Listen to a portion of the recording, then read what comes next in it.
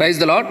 ఈ సాయంకాలపు వేళ దేవుడు నీకు ఇస్తున్న వాగ్దానము మార్కు సువార్త 5వ అధ్యాయము 34వ వచనం. అందుకైన కుమారి, నీ విశ్వాసము నిన్ను స్వస్థపరచెను, సమాధానము గలదానవై పొమ్ము, నీ బాధ నివారణ అయి నీకు స్వస్థత కలుగునుగాక అని ఆమెతో చెప్పెను.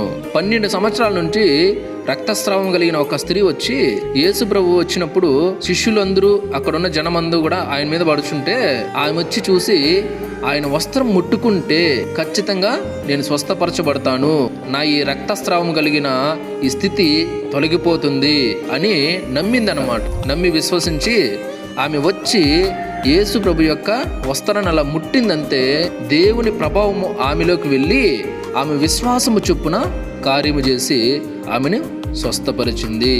కాబట్టి ఈ వాక్యాన్ని బట్టి అందరూ ధైర్యం తెచ్చుకోండి. ప్రతి ఒక్కరు కూడా నమ్మినారంటే మీ విశ్వాసము చొప్పున ఖచ్చితంగా